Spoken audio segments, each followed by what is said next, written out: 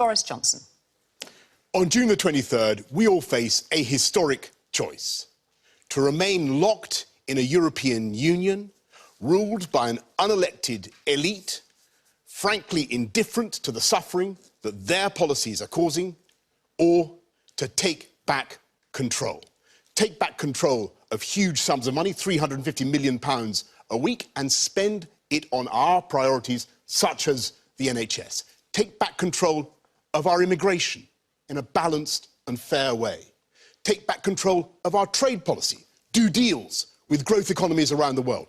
Take back control of our democracy so that we can make our laws and set our taxes according to the need of the UK economy. And to the prophets of doom, I say they were wrong in the past and they are wrong today. Let us believe in ourselves. Let's take back control. Let us speak up for all the people around the European Union who are looking to us to speak for democracy. Take back control on June the 23rd, and we will prosper as never before. Thank you. Amber Rudd. Thank you. Tonight I'll be making the positive case for why our great country is stronger, safer and better off by being in the European Union. Stronger because it gives us influence when dealing with some of the world's biggest problems. Safer because there's strength in numbers. And better off because it gives us access to the world's largest market, which makes us more prosperous at home, gives us jobs and opportunities for our families, and, critically, funds for our public services. Now, I know there's a lot of claims and counterclaims flying around and quite a lot of heat, but at the core of it is this: we know what we get if we vote to remain. But if you ask what we get if we vote to leave, they say we just don't know. Well, I say just don't know just isn't good enough. As a mother, I won't take that risk with my children's future. The stakes are high. You either vote and take a leap in the dark, or you vote to remain and build on that prosperity. Amber Rudd, thank you. Gisela Stewart. Everyone watching tonight, just ask yourself one question. Would you join the European Union today? If you want control over your money, then the answer is no. If you want control over your borders and your security, then the answer is no. If you want control over all your taxes and your trade, then the answer is no. The European Union just isn't working anymore. The noble idea, dreamt up in the last century, is turning into a nightmare. 50% of the under-25s in Greece are unemployed. The only continent which has got a higher growth rate than Europe is Antarctica. Our membership fee to the European Union is 350 million a week. That's your money, which you neither see again, nor do you have any control over. And this is for that reason that I say to you, take back control, vote leave on June the 23rd. Gisela Stewart, thank you very much. Nicola Sturgeon. As you know, I believe that nations should be independent, but I also want the UK and Scotland to stay part of the EU. The reason is simple. In the modern world, independent countries must work together. And that's what the EU is all about. Independent countries choosing to cooperate for the benefit of all. Working together for peace and shared security, to increase trade and create jobs while protecting workers' rights, to tackle climate change and to guarantee our freedom of movement. A vote for leave is not a vote for independence. The UK, like France and Germany, is already independent, but a vote to leave would cost jobs, it would damage workers' rights, and it would narrow all of our horizons. By voting to remain on the 23rd of June, you can choose to stay part of building a better future for you, your children and your grandchildren. Nicola Sturgeon, thank you. Andrea Leadsom. Thank you. As a former city minister and with 25 years running financial services businesses, but also as a mum, I come at this as to what is the best thing for our children and our grandchildren. And there's 2 points I want to make. The first is that we have a superb future ahead of us if we take back control and leave the European Union. 80% of the world's economies are not in the EU single market, and the UK, as the world's 5th biggest economy, can do an enormous amount of trade as a free and independent democracy. But my second point is there are grave risks ahead if we stay in the EU. That project is failing. It has failed a generation of young people, and we cannot escape from the risks that it is to us. So for me, the choice is clear. EU is yesterday's game. Our future is to take back control and vote leave on June the 23rd. Andrea Leadsom, thank you. Finally, Angela Eagle. Thank you. We're at a crossroads. Whichever path you choose in this referendum, there will be no turning back. The choice you make will affect your prospects and those of your loved ones for generations to come. Now, tonight you're going to hear a lot of nonsense and even misinformation from the Leave campaign. Don't fall for it. This is a vote about jobs. 3 million are linked to our trade with Europe, and they would be at risk if we left. And your rights at work are on the ballot paper too. Paid leave, time off to have children. Leading Leave campaigners think that's red tape to be cut. Leaving would lead to a bonfire of workers' rights. So don't vote for a race to the bottom. Let's be optimistic. Let's be confident in our ability to project our values in Europe and in the world. That's why I and the Labour Party are asking you to vote Remain on June the 23rd. Thank you, Angela Eagle, and thank you all for your opening statements. It is now time for our first question. Each of our contributors will have 40 seconds to answer before we go to a free-flowing debate. And our first question this evening comes from management consultant Manraj Otti. Manraj. Good evening. A factor that will sway many people's decision on the vote is immigration. Immigration is good for the country and our economy, but only when appropriate controls are in place. Which decision, Leave or Remain, allows us to put in place the appropriate controls to ensure that we have immigration that only improves and adds to our country? Manraj, thank you. And first to respond, Angela Eagle. Well, of course it's important that all immigration is fair and properly managed. This is a difficult problem, and if we get it wrong, it does lead to terrible pressures in particular areas of our communities. But I think that the Leave camp are actually offering very simplistic solutions to a complex challenge. They've said that the Australian points system is the answer. But actually, if you look at the Australian points system, they have more people per head going into Australia. It would put immigration up, not down. So there are no simple solutions to this difficult problem.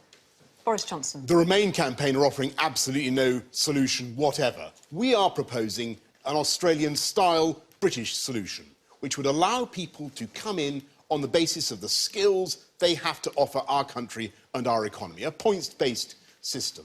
And it would be fairer because we currently discriminate massively against people from the 92% of the world who do not come from the European Union, while having unrestricted access to people from 28 countries without even being able to check whether they have criminal records.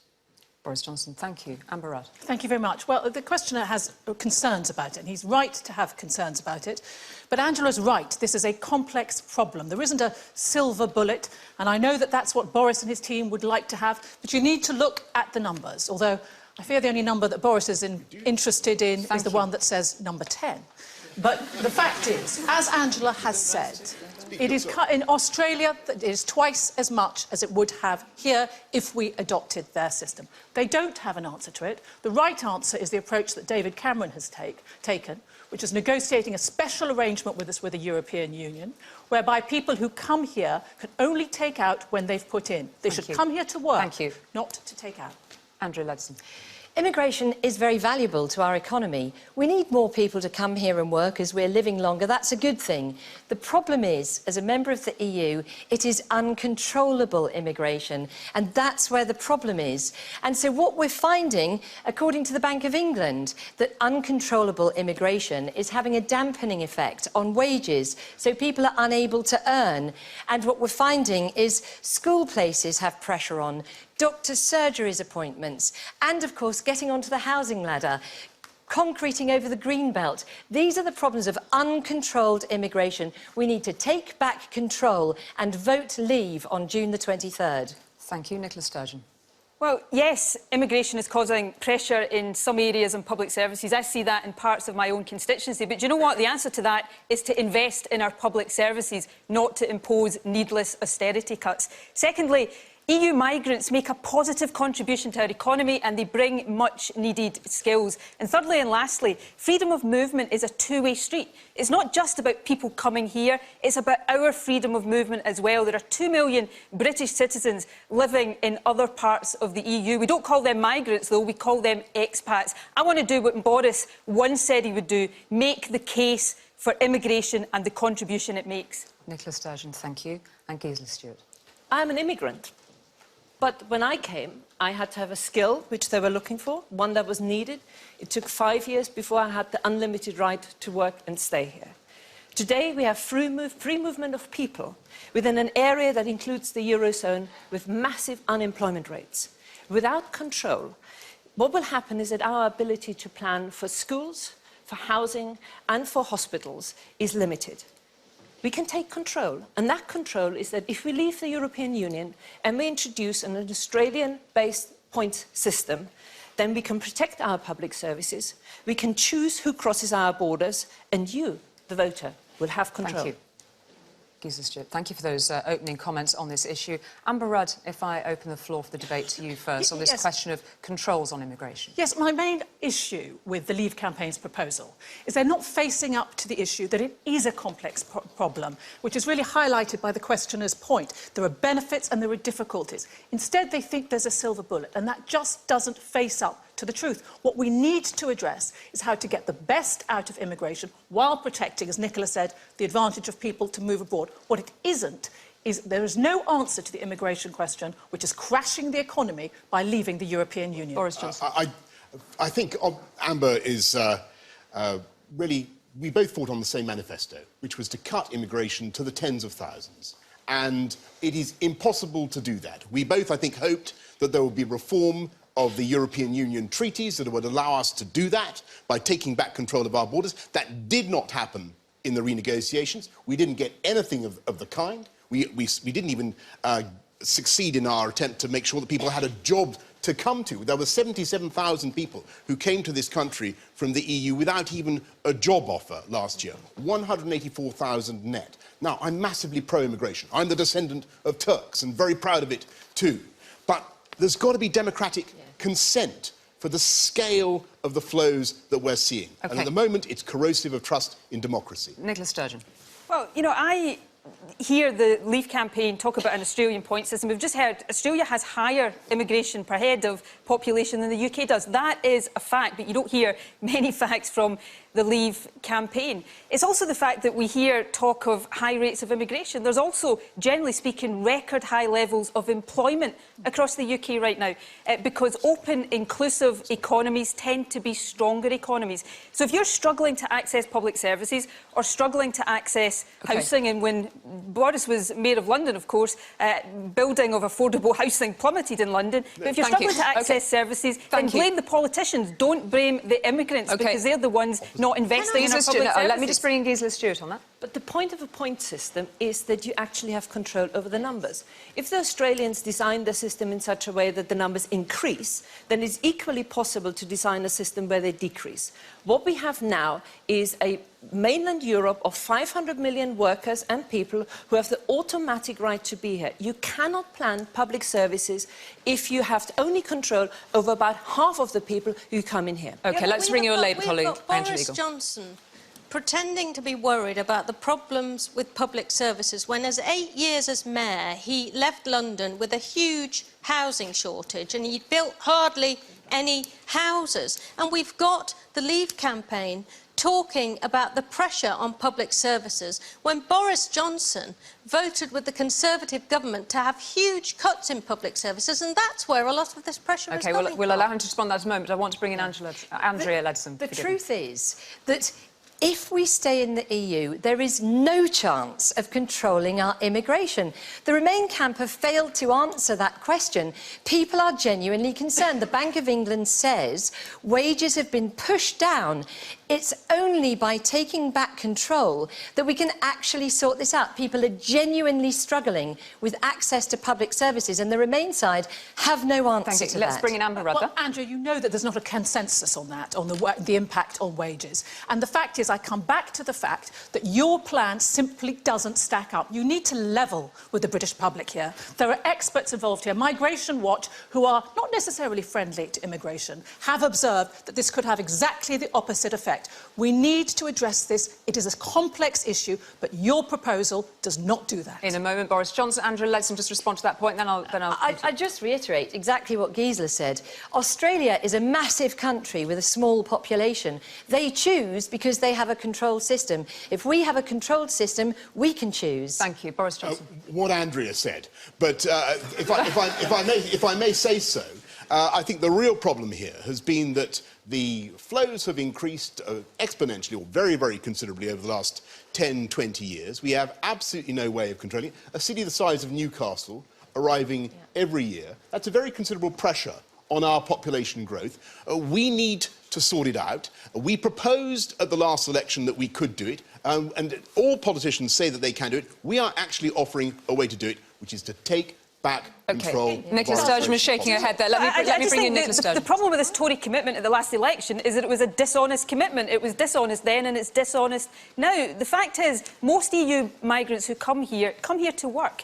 They work, they provide skills, they contribute, they actually pay more in than they take out. Our economy would suffer if we pulled up the drawbridge and stopped people coming in. Now, I know that puts pressure on public services. As I said, I represent Glasgow. I see that in a part of my own constituency. But I say again, the answer to pressure on public services and housing is to invest in our public services and our housing. Because the impact of austerity on our public services is much greater than the impact of immigration. You wanted to come in there. I'm glad to know that the Scottish Parliament at one stage considered an Australian point system, and I would invite them to go back to that, because the big thing is about that any asylum and immigration policy a country has requires the consent of the people. You, the voters, have to know who you can hold accountable for the decisions you've made.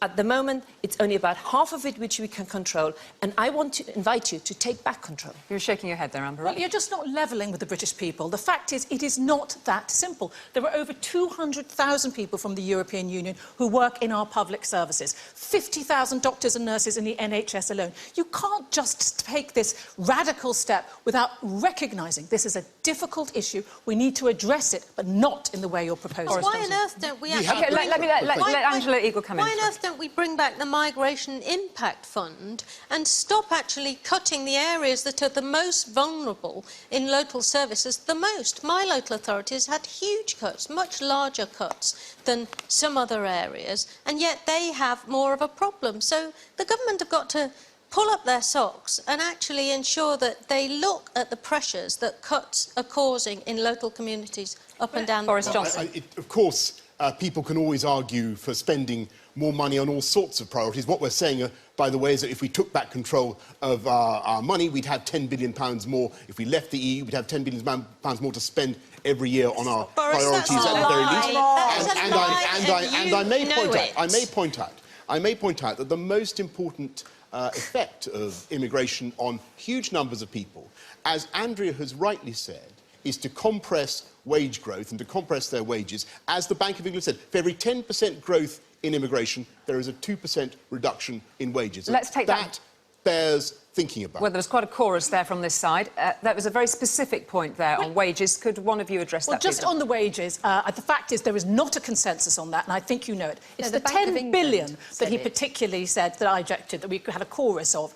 Because the fact is, as has been said today, when Dr Sarah Wollaston stepped down from the... Sorry, she didn't step down the selectmen when she decided to stay with Remain rather than vote for out. You don't save money by leaving the European Union. Instead, you have less for the public services. That's what's so wrong about your proposal. Andrew CBI... I'd like to make the point that, you know, if we don't take back control and vote leave, what's going to happen further down the line.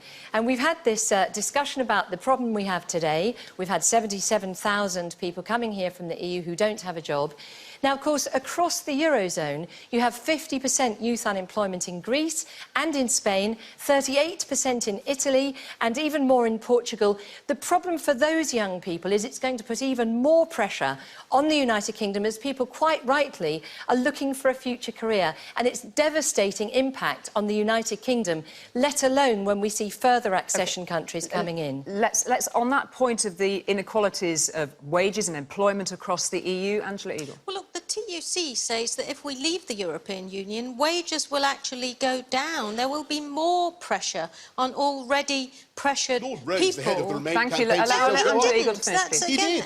again, that's just not true, He did. Boris. It's true. That's just not It true. is. Your It is true. entire It campaign is based on falsehoods. No. It's emblazoned across your Come on. bus. It doesn't cost You're saying Lord Rhodes didn't say that wages would go up? It didn't cost. say that. It Are you doesn't saying that cost Lord Rhodes said that 300. wages wouldn't go up? It doesn't cost £350 million to be a member of the EU, and you know that's Are you saying that true. that's And why you've emblazoned it across your bus, and you refuse to take it back. Now, the head of the Statistics Authority has told you it's not true because it doesn't take account of the rebate and any of the money we get thank you. back. Let's The get a TUC response. says we get £10 Thank for you, every Angela. £1 we put It is into the perfectly European true. Union back. It is perfectly true and verifiable that there is in fact slightly more than £350 million a week that we do not You're not actually control. going to That we perpetuate do this not myth, are you?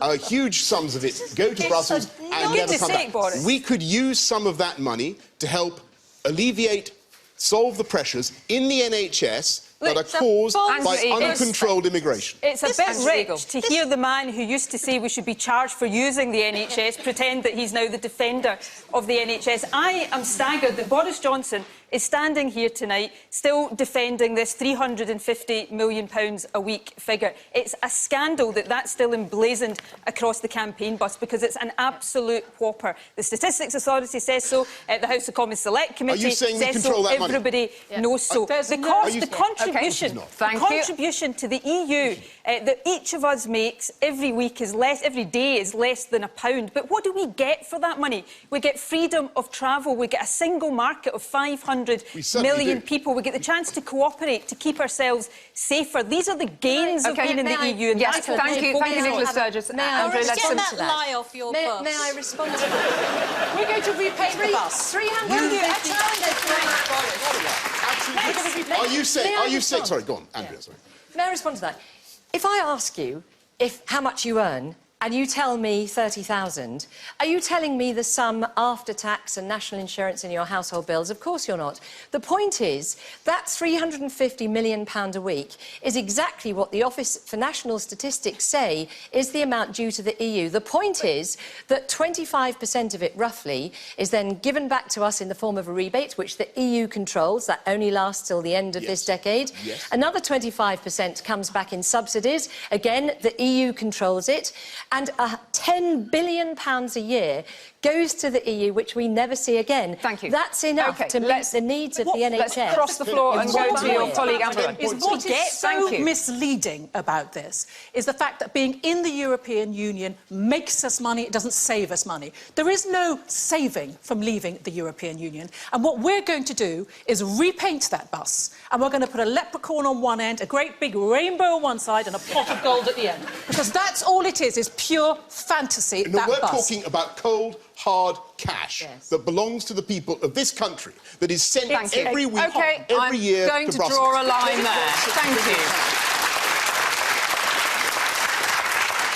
I'm going to draw a line and we can all draw breath and we will thank you for your contributions on that issue.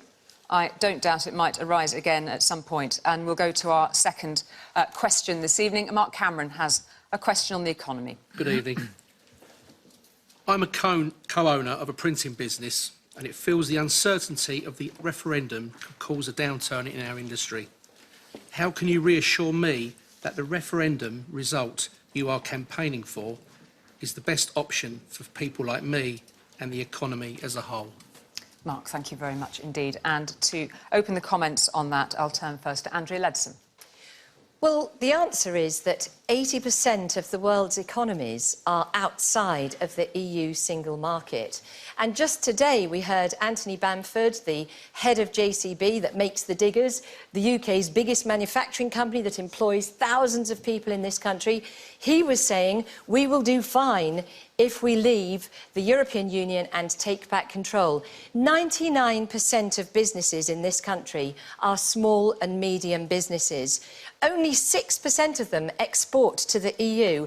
The vast majority of them think that the UK should take back responsibility for negotiating our own trade deals. We should take back control. We will do very well. Thank you, Andrea Leadsom. We're going to stick to the timings on this. Angela Eagle.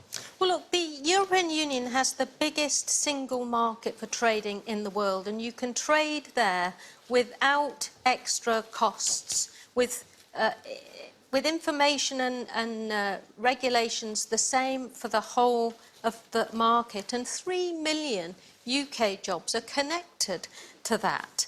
And so this matters for working people. 9 out of 10 economists are predicting that if we leave the European Union, there will be another recession. The TUC, the 10 largest unions representing 4 million workers in this country, are campaigning to stay in because they say there will be a recession if we come out, and we can't afford Thank you, Angela Eagle. Thank you, Boris Johnson. I think it was the head of the Remain campaign, Lord Rose, who said that, Stuart Rose of Marks and Spencer, who said that what would happen when we vote to leave, if and when we vote to leave on June the 23rd, is that nothing much would happen to begin with. There would be no economic shock. What he did say is that people would get a pay rise, people on low incomes would get a pay rise. And I think the authority that I'm inclined to trust is our Prime Minister, David Cameron, who only a few months ago, before the whole logic of Project Fear kicked in, was very clear that Britain could prosper and flourish outside the EU. We could do trade deals and we'd have a great, great future. And that is exactly what Anthony Bamford has said today, and I'm with him. Boris Johnson. Nicola Sturgeon. Well, a vote to remain would mean businesses retain access to the world's biggest single market, 500 million people instead of 65 million people in the UK. More than 40% of exports go to other European countries. If we're not in the single market, it is harder for companies to exports because their goods and services get more expensive, and imports coming here get more expensive, which puts prices up as well. So I think it makes sense. It's common sense to stay in that single market. And when the Leave campaign are asked what would the trading relationship be, they usually say they don't know, or worse, they don't care. They sometimes say it would be like Norway.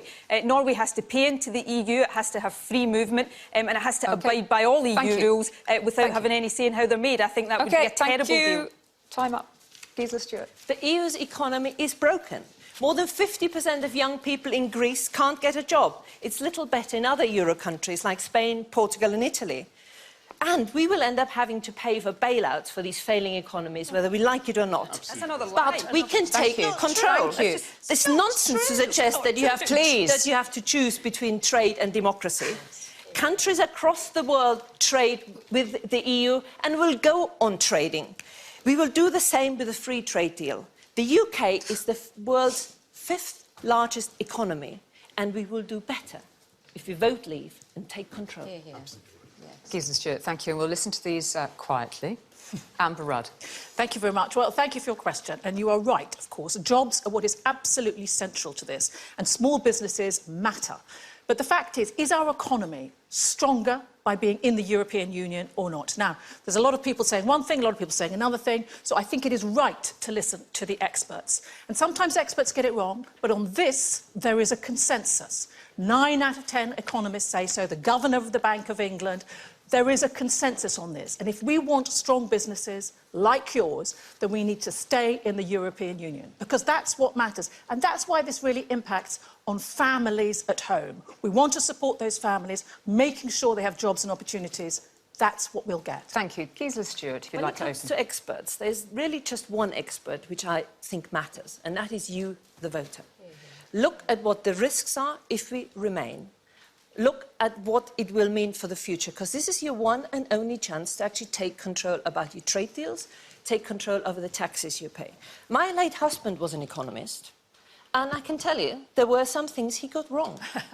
And then there were one or two people who actually, when you look at what they've done, got it right. Therefore saw the crisis, therefore saw that the euro was a wrong thing, and they're business people. That's why I thought what Anthony Bamford of JCB today did was so important. He's the biggest, largest manufacturer in this country. He foresaw that the euro was a wrong idea, and he said both leave is better. Nicola Sturgeon. Well, I think it's just common sense that our companies would do better with a market of 500 million people to trade in. But, you know, the EU is not just a market, it's a community as well. I think the protections and the rights that workers have across the EU are also really important. What are those rights? Paid maternity and paternity leave, paid holidays, restrictions on the numbers of hours you can be forced to work, protection for pensions. These are real gains of EU membership that I think we should value and protect. And I don't fancy, to be perfectly honest, the prospect of a future of perhaps a Prime Minister Boris Johnson with complete freedom to rip up workers' rights, to bin environmental protections, to keep blaming foreigners for all the ills of the world. I think that's a pretty horrifying... Shall we turn to Boris Johnson? Well, thank you. Speaking as somebody who's proud to be descended from foreigners, let me just say, first of all, that on the single market, it is totally illusory to think that we necessarily need to be within that legal system in order to do well. In the last 20 years since the single market was founded, 27 independent non-EU countries did better than us in exporting goods into the single market, including America. 21 countries did better at exporting. 21 did better at exporting services. OK, Angela Eagle. I mean, that's because our manufacturing sector is too small. And I have to say to you, the Leave campaign's leading economist is on record saying that if we left the EU, it would over time eliminate manufacturing, and that shouldn't scare us. Well, there's 2.3 million jobs, quite a few of them in Giza's constituency, manufacturing cars that go straight into the European Union. Every 36 seconds, a car is manufactured in this country that goes into the European Union, and they're putting that at risk. On that point, Andrea. Unfortunately, Angela is, as she will know, not talking about anything that Vote Leave has said. In fact, UK manufacturing, just today, numbers are out showing that it has never been stronger. It's recovered from its pre-financial crisis of 2008. That's fabulous news. And going back to the head of JCB Diggers, he believes, as a big manufacturer, that it's in fact easier to do business often with the United States than it is with the European Union. It's incredibly difficult. 80% of the world's economies are outside of the single market, and most of them are growing much faster than any economy within the EU. On that point, sorry, let me bring in Amber Rudd on that point. It is just common sense that having access to one free market where there is one set of rules keeps the price of trade down. If we keep the price of trade down, we keep the cost of goods down, and we keep jobs up. And the reason why the Leave campaigners don't like referring to the experts in this area, like the CEBR on manufacturing, is because there aren't any that support them. The consensus is it would hit the economy. If you've got a trading bloc where they sell you 73 billion more in goods than you sell to them, and you currently have got 0 tariffs, what do you think they're going to do? It is not going to be in anyone's interest to introduce tariffs. But you just don't know. Look, the country votes, Gisela, the country votes in 14 days, and we have no idea whatsoever from the Leave campaign what would be happening. We have a very good idea from the Remain campaign. No, we have no idea what would be happening with our trade. You can't tell us whether you'd do a deal, whether you wouldn't do a deal. You've said you'd come out of the single market, but you haven't said what you'd replace it with. And there are millions of people whose livelihoods depend on the answers to those questions. We would have access to the single market, which is the important thing. And that is what, as I mentioned just now, there are 27 countries not in the EU that have done better than us at exporting goods. 21 countries, Angela, that have done better at exporting services. And I think they're just starting to degenerate again into Project Fear, don't you think? And I'm very struck by the way that they do this, because there's a member of that panel who's complained about the Remain campaign and says that it's miserable, negative and fear-based, and fear-based campaigning of this kind starts to insult people's intelligence. Now, that was Nicola Sturgeon. Nicola Sturgeon. At least it's... I have to say... Well, please let her respond. I agree with Nicola. At least it's not driving around the country in a bus with a giant whopper painted all over the side It's not. of that bus. But, you know, Boris says we'll stay in the single market. No. It says who? There is not a single country anywhere that has access to the single market on the basis we have access to the single market right now without having to abide by the rules of the single market. Norway, Switzerland, they have access to the single market, but they have to pay for it. They have to abide by all the rules and have no say over how they're made, and they have to have free movement. They are perpetuating a complete lie on you, and you should not fall for it. It is an absolute con. Gisela Stewart. No single politician is going to stand up to their voters and say, we're going to stop selling to the Brits because we want to punish them. Trade will go on. And as to in terms of what the deal is, how big do you think you have to be to strike a deal which is different from Norway and Switzerland? You're the 5th world largest economy, you're the 6th largest manufacturing business. Trade will continue. The average time to get a trade deal in place is 2 to 3 years. Somewhere like Norway, they don't have any say in the tariffs. Now, I believe that our great country should be at the front of the table, helping to make those rules so that the United Kingdom benefits from them. Their version, they think it's about patriotism. It is the opposite. We should be leading, not leaving. Bit of conferring going on here. Andrew Leadsom. Yeah, let's look at this. In 53 years, the EU has achieved free trade agreements with the rest of the world that give us access to $7 trillion of world economies. Switzerland, with a population of less than 30 million, not in the EU, they have negotiated free trade with economies worth $39 trillion. That's more than 5 times as successful. It's simply nonsense. The EU has failed on trade. And why is that? Because there are 28 member states, each with different views and opinions. It takes the EU 7 to 10 years to negotiate for free trade. You know, you're all itching to get in. Angela Eagle. Listening to all of this, they seem to want to take a huge risk with the employment prospects of millions of people up and down this country. And Boris, you don't seem to care about the millions of jobs that will be at risk if we leave the EU. I think you only care about one job, and that's your next one. I don't think that you care. I don't think that you care. Sorry. I'm afraid I missed the insult. I don't think that you care about the. I don't think that you care about the EU's total failure, and Andrew was completely right, to do free trade deals with Japan, with ASEAN, with Mercosur, even with America, which, according to the EU's own figures, has meant that in this country alone, we've sacrificed 284,000 jobs. Now, think what we could do if we take back control, not just of our money, of our immigration, but also of our trade policy. Can I tell you, the EU Commission has the entire responsibility for negotiating UK trade. Only 3.6% of EC Commission officials actually come from this country. How are they going to negotiate for us? Boris, you have very strong views on this, and we all know that. But the fact is that the Manufacturers Association, the businesses that we talk to in manufacturing, like Siemens, like Airbus, who I stood on a platform with recently, they have been very, very clear. They benefit, we get more jobs, we get lower prices at home, and they are saying to us very clearly that if we leave, those jobs, that investment will be threatened. This is not a risk we should take. Gisela Stewart. I heard a lot of this before.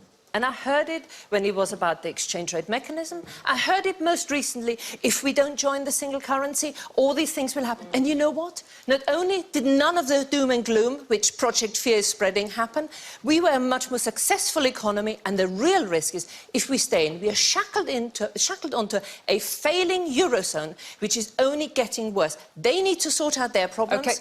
And we need to... There was no consensus then. There were different views. Absolutely there wasn't. There was Boris Johnson. There were well-known international organisations, none of which who support Vote Leave, who did not support the euro entry. So let's just deal with that. But the fact is, what Vote Leave won't level with you on is that they have no supporters but their own. There are no international organisations who agree that it will lead to a boost in a jobs. OK, thank you. There's only a warning that it will lose them. Andrew Leadsom, on that point. Well, I prefer to listen to the small and medium enterprises. They are the people who create the jobs in this country. 16 million people are employed in this country by small and medium enterprises. The vast majority of them want us to take back control for trade, and at a ratio of 2 to 1, they think the EU hinders activity and growth rather than helps it. They are the experts. Thank you. We'll draw a line under that part of the debate for the moment. I know, again, inevitably this issue will perhaps creep into one of the other subjects we're discussing. Thank you very much indeed, all of you, for that. And just before we move on, a quick reminder that ITV will be running a special programme throughout the night as polls close on Thursday, June the 23rd, when we'll bring you continuing coverage as those votes are counted. Well, our next question this evening is on one of the big issues of this referendum debate, not least today, of course, and that is the NHS. And it comes from student Zara Khan. Okay, hello. My parents are nurses, and like most people, we care passionately about the NHS. The service is struggling to cope for a whole variety of reasons, but will things be better if we were inside or outside the EU? Zara, thank you. And first to respond, Amber Rudd. Now, we all know that the NHS needs more money, and you're absolutely right to bring it up. We have an ageing population, we all love our NHS, and we need to put more money into it to make sure that it continues to do a great job. But the fact is, the way to achieve that is to have a strong economy. The way to have a strong economy is to be in the European Union. Vote Leave's proposal that they somehow have some extra money to put into the NHS is a con. If we want to have a strong economy and make sure that we have more money for the NHS, then we need to stay in the European Union to be able to do that. Amber Rudd, thank you. If you want a strong NHS, then you make sure that you control the money, that you take back those 350 million a week, which currently we do not have control over, and you make sure that you can plan your public services. It takes 7 years to train a doctor, 15 years to train a consultant. That requires you to be able to know how population is developing. That's why I think we need to take control over our immigration. That's why we need to plan our services. Take back control over the money, take back control of immigration, and the result will be a stronger and better health service. Gisela Stewart, thank you. Nicola Sturgeon. Well, I think that if we vote Remain, then that's going to be better for our National Health Service. There are, what, 200,000 people from other European countries working in our National Health Service. You're more likely to be treated by an immigrant on the NHS than you are to be treated in the next bed to an immigrant. So that's one of the important aspects. I also think it will be better if our economy is strong to enable greater investment in our National Health Service. As I said earlier on, the pressure on our public services right now is coming from what I consider to be unnecessary and needless austerity cuts being imposed by a Conservative government. Let's get more investment. But the last point would be, thank you. I don't think we should take lessons from people who want to privatise our National Health Service. Thank you. Boris Johnson. Let's be absolutely clear. We cannot minimise this money that we would get back. It is very important. £10 billion is not to be sneezed at. But more importantly, the pressure on our NHS can be seen. When I talk to GPs in the London area, what they tell me is that, yes, there is huge pressure caused, a lot of it coming from European accession countries. And the other problem is that because of our immigration policies, we cannot recruit some of the people who might actually be wanted to work in our NHS. And that strikes me as being completely crazy. And I just think, to get back to what we were saying earlier on, the Remain side have absolutely no answer to the question of what happens down the line as the Eurozone gets worse and worse and the migratory pressures increase. Angela Eagle. Look, the NHS is facing a crisis and it's facing real pressures, and I think I'd just like to thank all the people who work for the NHS for the fantastic job they do in trying to keep everything together under the pressure that they're under. But actually, a lot of this pressure comes from the disastrous top-down reorganisation of the NHS that the last government did, and the ongoing funding cuts and pressures that the current government nationally here have decided to impose on the NHS. Why is the Leave campaign blaming everything on immigration? They're obsessed with it. Thank you. Angela Eagle. Andrew Leveson. Well, I think that actually it all boils down to money. I agree with Simon Stevens, who runs the NHS. He says you need money to run the NHS, and we've agreed as a government that he should get the £8 billion he says the NHS needs by 2020 in extra cash. But in truth, the net figure that we give to the EU every year as our membership fee is £10 billion. That is the net sum that we see nothing back from. 10.6. Thank you, Boris. And so if we do take back control, we will then, of course, be able to spend that £10 billion every single year on our priorities. And I think on this side we've made clear the NHS is absolutely up there. Just to observe, since Andrea mentioned Simon Stevens, who's the Chief Executive of the NHS, that he did conclude that the best outcome from the NHS would be to stay in the European Union, as has the Royal College of Midwives, the Royal College of Surgeons. Once more, I would urge people who are undecided to look to the experts, and in this case, they are very clearly supporting us staying in the European Union for a stronger NHS. Talk to the patient. Boris Johnson. Yeah. I think I really want to agree with Gisela. I think the people that you should think about and you should talk to when you make your decision is the patients. And our experience of the NHS, it is under huge pressure. We could have a better system if we had more money and if we were able to recruit the people we want and we were able to control our immigration, which currently we cannot do. Nicola Sturgeon. Patients that I speak to in the NHS in Scotland, which I do regularly, they want to see more investment in the health service, they want to see lower waiting times, and they know that one of the things that's made that more difficult are the austerity cuts that have been supported by Boris Johnson all the time the Tories have been in government. The answer to the pressures in our NHS is not to blame immigrants, many of whom work in our NHS, it's to invest more money in our National Health Service. And the last point I would make here is an important point. I wouldn't trust Boris Johnson with a health service as far as I could throw Boris Johnson. Boris Johnson is the guy who said that if people had to pay for the National Health Service, they might value it more. Whatever else you do, do not trust a word Boris Johnson says about the NHS. And also, there is this issue, this total fallacy that there'll be all this extra money. All of the economic experts say that the economy will get smaller and there will be less money. The Institute for Fiscal Studies just said that.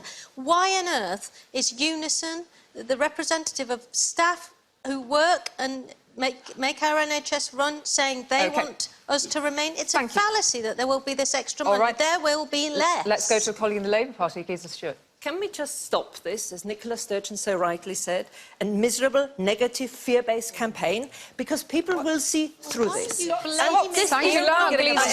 This is not about any of us here on the panel. This is not about the current government. This is your once-in-a-generation choice as to who you think should have control over the majority of the money which we spend, about how we decide how immigration system works. So this goes well beyond any of us here on the panel. And see through those fears. Don't let it work. The UK government right now has complete control over how much money it decides to invest in the NHS every year. Now, the fact that the UK government has been imposing cuts in public services, frankly, is not the fault of the European Union. It's not the fault of migrants. It's the fault of the UK government. If we've got a problem with that, blame them, not anybody else. Andrew Leveson. But we have to be clear.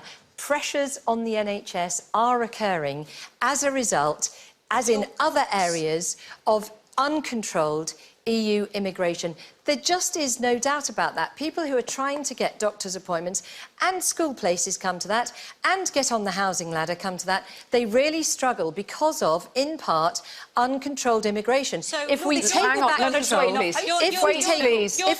we take back control on June the 23rd, we will be able to control immigration. We'll have the skills we want, and we'll get a huge slug of money back. Thank you. I'm just going to just stop it there, because we want to focus very precisely on the NHS. Sometimes it's good to go back to the question and just reset slightly. Zara asked, her mum and her aunt are nurses. Like most people, we care passionately about the NHS. She said this service is struggling to cope for a whole variety of reasons. Will things be better if we're inside or outside the EU? What does the EU do for the NHS as a point of information, Amber Rudd? I have to answer Zara by saying that what the EU does for this country is make it stronger and richer. But the NHS she was asking that is specifically. absolutely relevant to the NHS, because that allows us to pay more money into the NHS, which we recognise is needed. And this goes to the core of the misinformation, the con that we're getting from the Vote Leave campaign, that there's somehow money to be saved which could be used for the NHS. It's not that way, it's the other way. We have more money for the NHS by having a stronger economy and being Thank you, Boris Johnson. Can I make a very elementary point? Actually, the EU, nobody can say the EU is an economic nirvana, as they're saying. It's the, as Gisela rightly said, it's the zone of lowest growth in the world apart from Antarctica. Yes. And actually, if you look at the direct impact of the EU and our membership of the EU on our ability to provide first-class medical services, let me direct you to what happened with the ambulance service, which went into a terrible crisis in this city in the last couple of years because we couldn't find enough paramedics who could speak good English, and the only place to get them from was Australia, where we had to recruit 200 urgently. And of course, under the current system, they have all sorts of difficulties getting in, which do not apply to the people coming from 27 other EU countries. You know, that for me is a concrete example of how the system is simply imbalanced and unfair. All three want to respond. Angela Eagle first, then Nicola Sturgeon briefly. Sarah Wollaston, the chair of the Select Committee, a Conservative who, until yesterday, was part of your Leave campaign, has quit because she's saying that the claims you're making about the NHS are deliberately misleading and treating the public like fools. John Major, one of your ex-prime ministers, said the other day the NHS is about as safe with them, meaning you, Boris, as a pet hamster would be with a hungry python. I never thought I'd think it, but I agree with John Major. Boris Johnson, respond to that. Allow Boris Johnson to respond to that. Obviously, there's a great temptation to try and reduce this argument to a lot of personal stuff. Yeah. It is very important in the short time we've got, we focus on the issues. There is no question at all. We'd have more money back. If we took back control of our immigration policy, we would be able to sort out bizarre situations where we're discriminating against Australian paramedics but cannot have huge pressures from people coming... Nicola Sturgeon. We don't get money back by not being in the EU. That's the lie, I guess, that Sarah Wollaston has decided to leave the Leave campaign over today. So let's put that to one side. But the question was about nurses. If you're a nurse working in the National Health Service, the other things you get as a result of EU protections right now are paid holidays. If you're a female nurse, you get the right to paid maternity leave. You cannot be discriminated against in the workplace. These are valuable workers' protections, and everybody I've heard from the Leave campaign, including Boris, have said that these are some of the regulations, the so-called burdens, that they would want to get rid of if they were freed from EU control. I think it's important we keep those protections for workers, including workers in our National Health Service. Can we just remind ourselves why the NHS is so special, why it is different from any other health service in Europe or the world? Because it is based on residency. Whoever you are, when you're here, it's not how much you've paid in, it's not insurance-based, and for that reason, you do need to have to plan. You need to have to control. And part of the reasons of those stresses in the long term is because we cannot control the numbers coming in. So and therefore, it's your last chance to do this. On that point of planning, Angela Eagle. Absolutely everything is about immigration. What about all the people who work in the health service? How does the EU help the NHS? What about all the people who work in the health service and have access to the health service who are immigrants? Our health service couldn't work without them. Our older people wouldn't be cared for without immigrants coming in and doing jobs that some other people won't. Yes, and many of them are prevented. This is something that you need to recognise. It's about control. Andrew Leadsom. We all appreciate the work that immigrants do. Of course we do. We all value it incredibly highly. The point is, it is utterly uncontrollable from the EU. And let's come back to the money, because at the end of the day, the NHS requires money. Nicola has just said that we don't get any money back if we leave, and that's just simply not true. The Office for National Statistics is very clear. £10.1 billion every single year goes to the EU, for which we get absolutely nothing back.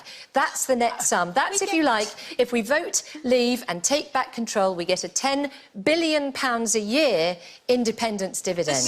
Why are you laughing at that, Nicola Sturgeon? £10 back for every pound we contribute. That's a fact. We would lose money if we withdrew from the EU and withdrew from the single market. But can we also talk about, this is not a one-way street. There are many, many British citizens living in other European countries getting access to healthcare there. We all get access to emergency healthcare if we travel around Europe and need that healthcare. Briefly. How would we feel if people in other countries were talking about us in the way that we're talking about people in our country? Briefly, This is the con at the centre of the Vote Leaves proposal. There is no Brexit bonus to put into the NHS or anywhere else. There is only a loss, and the IFS will tell you that. They think there's £40 billion less for the public services by 2020. That's the danger we'd be facing if we vote to leave.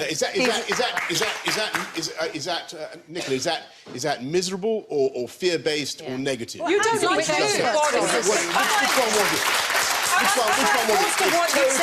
It's total nonsense. At the moment, we've got anaesthetists from India, we've got nurses from the Philippines, who cannot come in to our country in the way that we need them for our NHS because of our crazy immigration system. Let's just bring Andrew Ludson, who's waiting to speak. Andrew Ludson. This scaremongering has got to stop from the Remain side. The fact is, they have no evidence for their assertions about what happens to the economy. The Treasury forecast, let's deal with that.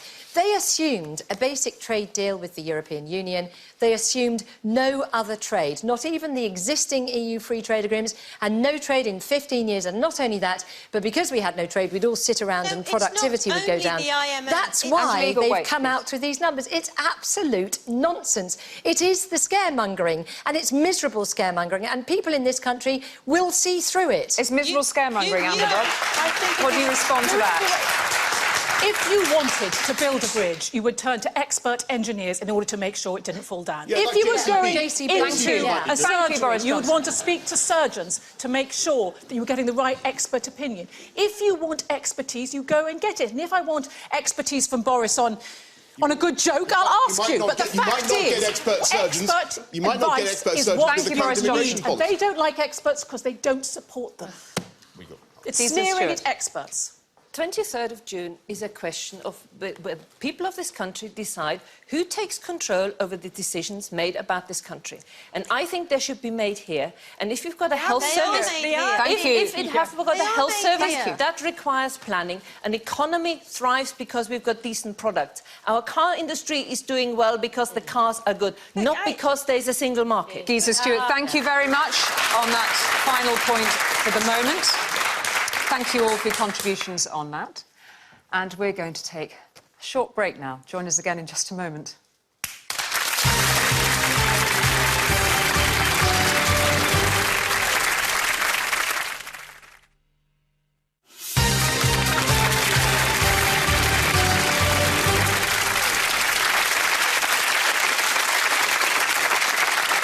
Welcome back. Tonight, 6 leading politicians who just hot-footed it back onto the set, arguing whether we should remain in or leave the European Union, are with us tonight to try to convince you to vote with them on June the 23rd. So far, we've talked about immigration, the economy and the NHS, and our next question this evening comes from Maggie Smith, a writer who's keen to point out to us she's not the Dame Maggie Smith, but of a similar age. It's very lovely to have you with us, Maggie. Thank you. I'm concerned about women's rights and employment rights in general, and I want to know where we're better protected, inside or outside. Maggie, thank you very much. And I'll turn first to Gisela Stewart. Yesterday in the House of Commons, we actually saw a piece of art, New Dawn, which celebrated 150 years of the first petition in Parliament for the suffragettes and the suffragists. Women's rights over the decades have been more protected and have been more progressive in the United Kingdom. It's been strong trade unions and strong Labour governments which have produced that. If you look at any of the rights which we have, it either started here or actually better here. It is nonsense to think that the European Union protects us from ourselves. I want strong trade unions and a strong Labour government, and then women will continue to be better off here. Gisela Stewart, thank you. Nicola Sturgeon. Well, I am very concerned about women's rights and employment rights, and frankly, I am very worried about what happens if we're out of the European Union and we have a Tory government with unfettered control of these things, because the European Union, in the very treaties, guaranteed the right to equal pay for women, It guarantees maternity and paternity rights. It guarantees paid holidays. You can't be forced to work more than a set number of hours. It protects pensions. I think these are gains of European Union membership that it's really worth holding on to. Let's not put these in the hands of people who, in their own words, say that they are one of the problems of European Union membership. Let's protect them. Thank you, Nicola Sturgeon. Andrew Leadsom. Well, as a mother and with a daughter of my own, it's something that really deeply concerns me. And what I can tell you, actually, is contrary to what Nicola says. In fact, the UK Equal Pay Act of 1970 was before we entered the EEC. The UK Sex Discrimination Act was in 1975, before the first EU directive on the subject. Of course, in the last Parliament, we introduced shared parental leave. This Parliament, we're introducing tax-free childcare. We were the first, far before the EU, to introduce, to make female genital mutilation illegal. We have a proud, proud history of looking after women's rights. Andrew Leadsom, thank you. Angela Eagle. Well, I've fought all my political life for rights for women, and it was Barbara Castle, a great heroine of mine, that introduced a lot of that legislation. But, you know, when we went into the European Union, the last Labour government actually negotiated some of these rights into the treaties, so they can't be taken away by people like Boris, who might want to take them away if ever he got into number 10. So what you do is you have an underpinning, a floor of rights below which it never falls, and that means that you can guarantee further progress rather than having a race to the bottom where people's rights are being taken away. Angela Eagle, thank you. Boris Johnson. Of course, Barbara Castle campaigned fervently against joining the EU, even back in 1975, and I think she would be appalled to see what it has turned into. We were told it was going to be a common market. It's now evolving into a United States of Europe, and I think women, everybody, have got to be alarmed by the way the EU is developing. And one thing that particularly concerns me and my family is the idea that on the streets of our city, on the streets of London, because of the European judges, there are terrorists and murderers and very serious criminals that we cannot deport, because the European Court is taking control over that kind of question, and I think we should take that control back. Thank you. Amber Rudd. I'm proud of the United Kingdom's role in promoting women's rights, and I think it's incredibly important. But actually, this is a really good example of how our country has influenced other countries in making sure that they too have those rights. There's a lot of talk about take back control. Well, I just don't want control in little England over here. What I want is the sort of control where we influence other people with our values as well. And it's us. We have been leading on extending those rights for women within the European Union. And there are English women working and Scottish women working all over, and Welsh women, thank you, working all over, but here's my point, working all over the European Union, who should be protected by those rights, and because of our influence, they are. OK, and just... now we've taken in the whole of the United Kingdom with that closing comment. Let's just remind ourselves before we crack on of the question from Maggie. It wasn't specifically about women's rights. She said, I'm concerned about women's and employment rights broadly, and she wanted to know where we are better protected inside or outside the EU. To open the debate, Gisela Stewart. Employment rights require jobs. These rights are meaningless unless the economy is performing properly. The European Union is a zone of the Eurozone which is producing massive youth unemployment. Its economic growth, it's the only continent other than Antarctica which has had lower growth. But in terms of your employment rights, what I find so extraordinary is the kind of lack of confidence that this country isn't strong enough to make sure that we continue those rights which we brought. Even when a Labour government introduced the minimum wage, even the Tories, not only could they not abolish it because the British people wouldn't vote them in if they hadn't been careful of this, it made it a living wage. We are strong, we're protecting the rights, and workers' rights are meaningless unless you've got a job. It's the confidence to stand up for those rights within the United Kingdom is the point that Gisela Stewart is making. I think that people are more likely to have a job if we have a thriving economy. We're more likely to have that in the European Union, and that is why all the major trade unions, representing 4 million workers in this country, are actively campaigning for us to remain in the European Union. And, you know, there is a threat to workers' rights from people who are working on the Leave campaign. Priti Patel, the employment minister in the current government, made a speech where she said the EU employment regulation was unnecessary and meddlesome and should be cut in half. Is she talking about paid holiday? Is she talking about maternity or paternity leave, protection for agency workers? And they need to come clean in the Leave campaign. Which rights would they take away? Boris Johnson. Absolutely none. Sorry, for clarification, you said absolutely none. I want to know whether that counts as being miserable or negative or fear-based in your approach. Let me answer that directly, Boris. We've said very clearly that we want to protect the rights of people in the workplace. Indeed, people bash up the Conservative Party. Actually, it was William Johnson Hicks who gave women the right to vote in this country. I think that Labour has still to produce a woman leader of the party, though maybe Angela Eagle will sort that out at some stage.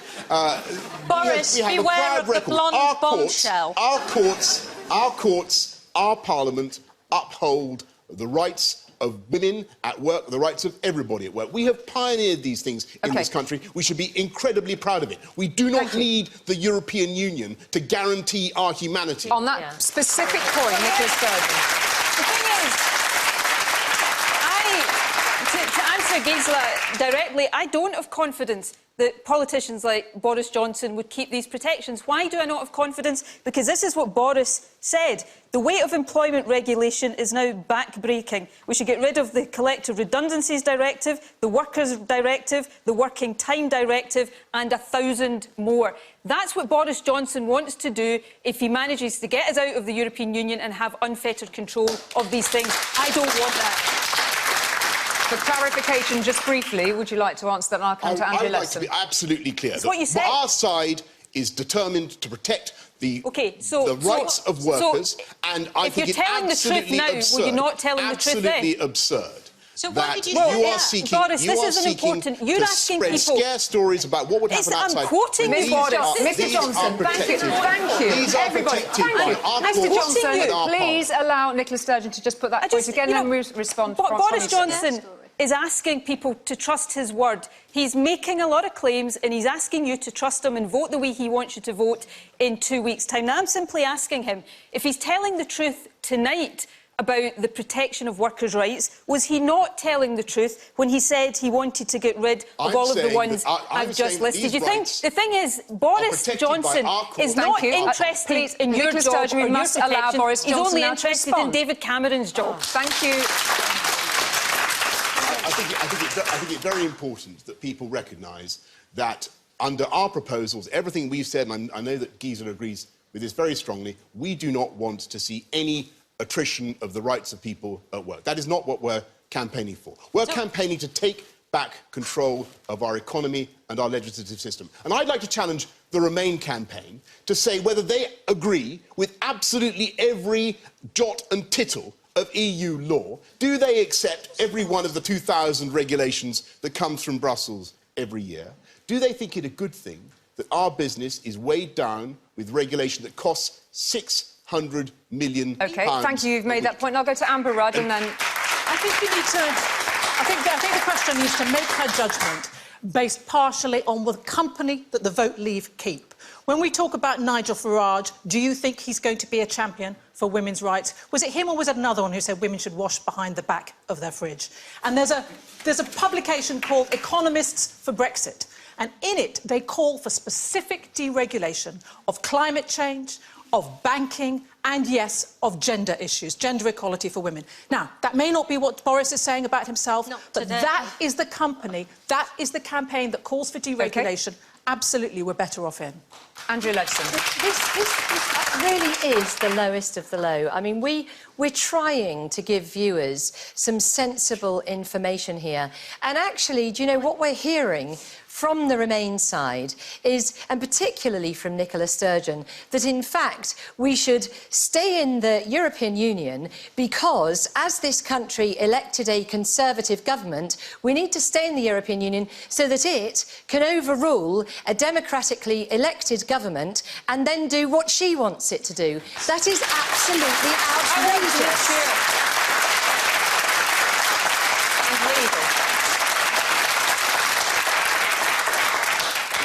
did Priti Patel make that speech saying Ask she her. wanted to save so much money 2 weeks ago? Let me put. Sorry, Gisela, just a second. These are your words. Let me put the question back another way. What we've heard from Why the not Remain answer the campaign question? is that they believe in every piece Yes. of EU regulation. No, it isn't. Well, tell me what you would get rid of. I do. Why did you say what you would get rid of? I do answering the believe in question, the asking the redundancies questions, directive. OK, hang on. Let's just call a halt there. We asked Boris Johnson to respond very directly to the question put by Nicola Sturgeon. Boris Johnson's put a question very directly to this side. Perhaps I can point that back to Angela Eagle, Shadow Business Secretary. I've sat on the Council of Ministers and I've been part of making good deals for Britain on the Council of Ministers by compromise. I was there when we got the European arrest warrant signed, sealed and delivered, and that meant the 7-7 bomber who fled to Italy was brought back to this country within days to face the justice he deserved. What regulation, We Angela? would not have those kind of arrangements if we didn't work with our European partners to make our fight against cross-border crime and terrorism more effective. Can we make sure we stick to the question on employment? There's no reason why the European arrest warrant should not be done at an intergovernmental OK, level. well, let's park that there, because I need to come back. And they still haven't told us which regulations they've repealed. Thank you. The question was about employment and women's rights specifically. Amber Rudd. Yes, I think they are absolutely better off in the European Union. And I would say, look at the company that's kept. Individuals here are picking off beats of their campaign, and it is a campaign that they don't like. But that campaign makes a very strong signal about deregulation of certain rights, and one of them is women's and employment rights. Gisela Stewart. This is about the future, and it's about taking control of the decision-making of the future. There was a time in the 1980s when there was a very socialist-minded commission. Because what the Commission and the European Union can take, it can also take away. We've now got a Commission that is two-thirds right-wing and centre-right governments, two-thirds right-wing and centre-right commissioners, two-thirds right-wing and centre-right MEPs. What tells you that they will be the continuous guardians of women's rights? I want jobs here, I want women's rights, and I want to make sure that we take control and have them decided here. Very briefly, Andrew Leadsom, and I'll turn to this side. Gisela is exactly right. The point is, it's not up to them. You know, we now have 5 presidents of the EU. Can anyone name them? Can anyone even name what jobs they do? They're all men. They're all men, exactly right. We can't get rid of them. We didn't vote for them. We've got no chance against them, so we're entirely in their hands. Thank you. Nicola Sturgeon. Well, I'm just laughing at hearing the Leave side decry the lack of democracy. In this country right now, every single law that comes out of Westminster is influenced by 900 unelected people in the House of Lords. It's absolutely laughable to hear them lecture us about democracy. But the fact of the matter is, these are really important protections, not just for us, but for people across the European Union. Why is it important that they go right across the EU? So that big multinational companies or right-wing politicians can't force a race to the bottom. It's about protecting workers, whether we're working here or British workers or Scottish workers working in other parts of the European Union. They're vital protections and we should not put them in the hands of Boris Johnson and co. Thank you very much for all of that. We're going to draw a line there for that part, and it actually neatly leads us on to the next subject matter. And thank you very much indeed, Maggie, for your question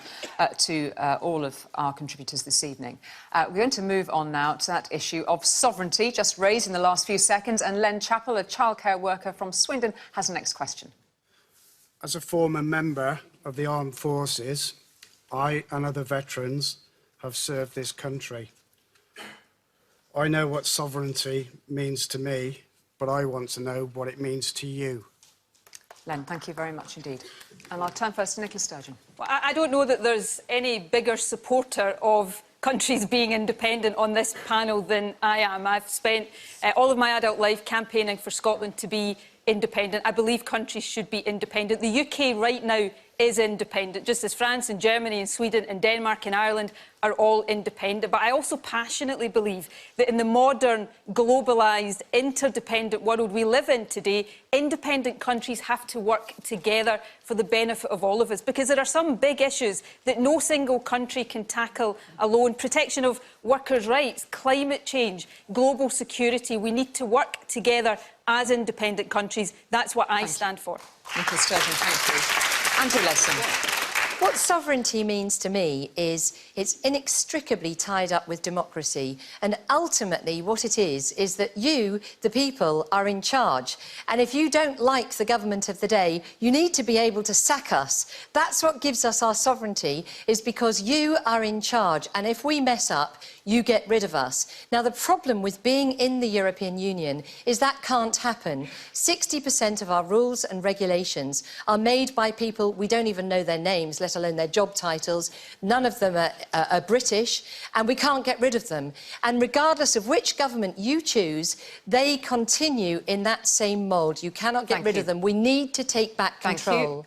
Angela Eagle. Well, look, the House of Commons says only 13% of Acts our of Parliament. rules are Acts of actually, Parliament. come from the European Union. But I think sovereignty means to me having confidence in our ability to project our values in an international world, and we need to work with others where it's in our national interest to do so and pool sovereignty in certain areas, because we can achieve more working with each other than we ever could do alone. That's part of the Labour Party's Clause 4. It's what we agree with as a political party. It's part of our political credo, and I think we need to be confident enough to know that we can work in NATO, in the UN, that we can work in the European Union and make our influence count. We'll turn to Labour's Giza Stewart.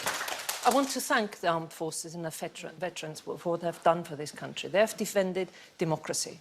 And that is a question on the 23rd of June. Do you defend democracy? Do you take the right to control? Because to me, the essence is that you, the people, can get rid of us, the people who make the rules on your behalf. And there are checks and balances, our courts, there are all those kind of systems there. But in the current structure of the European Union, particularly now that you've got a single currency, a whole lot of decisions are currently made and will have to continue to be made without that accountability. So sovereignty for me is to take control, and you can remove us. Giza Stewart, thank you. Amber Wade. Sovereignty is being in control of our destiny. But a man on an island on his own is sovereign. Now, I experienced as Cabinet Minister going to Paris at the end of last year, where I saw Nicola, in order to address a really dangerous international problem of climate change.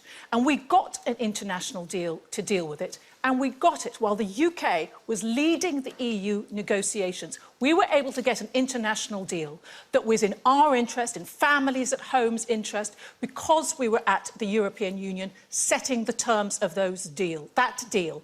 Being sovereign means having influence outside of the United Kingdom. That's what we get by being in the European Union. Amber Wade, thank you. And Boris Johnson. And we can have exactly that influence and more if we take back control and come out of the EU. Because what happens within the EU is that we are more outvoted than any other country. We have 60% of our laws now coming from Brussels. Chuka Umunna himself has confirmed that, with your friend Angela. And our sovereignty, for me, belongs to the people. It's their ability to kick out at elections the people who take the decisions. Let me tell you, there's nowhere else in the world that is engaged in this kind of experiment of fusing countries together to create a super-state, a United States of Europe. It is anti-democratic.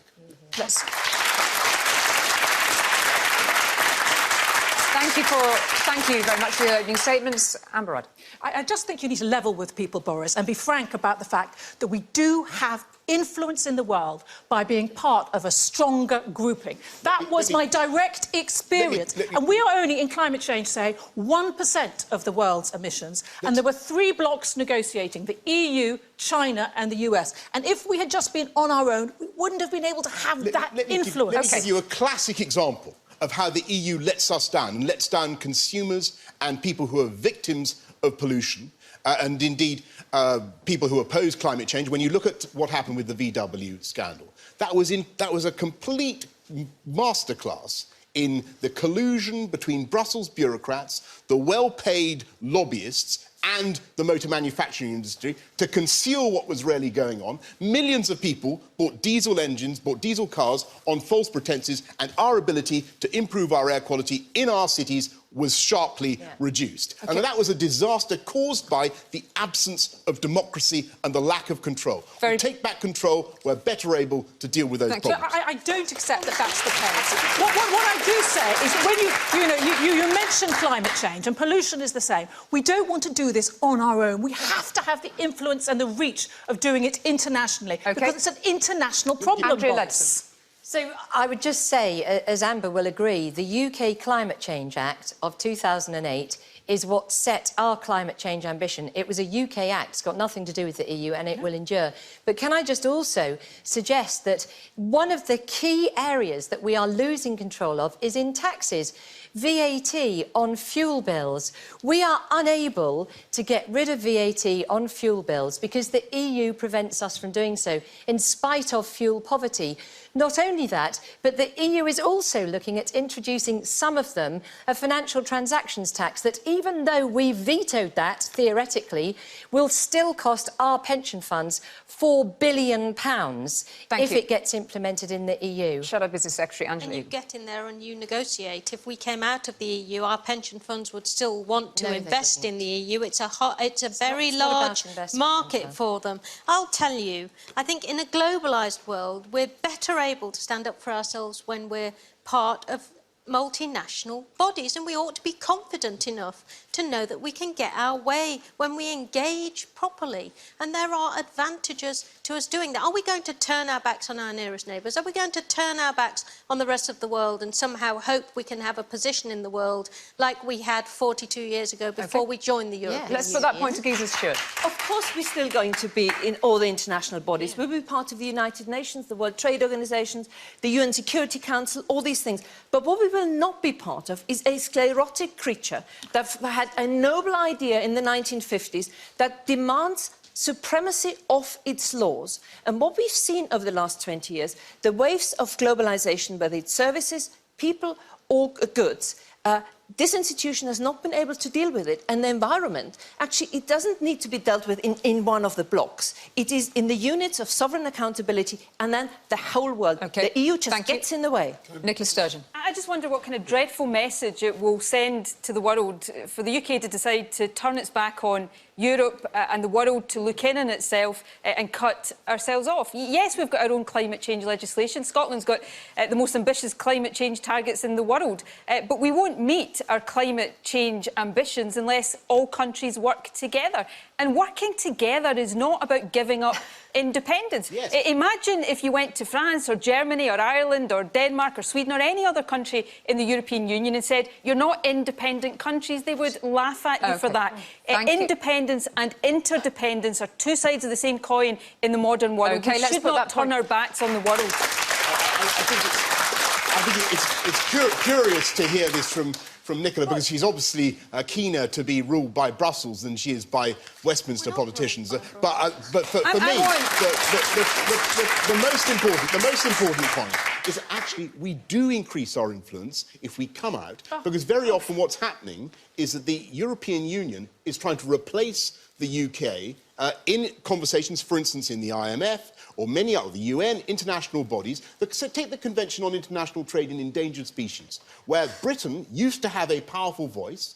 The EU now wants to speak for us, and when the EU can't decide its position, there is no UK position. That is a disaster for people who care about endangered animals in this country. Can I put, leaving the endangered animals, special though they are, I'd just like to point the point that you made. I'm not disagreeing on that basis at all.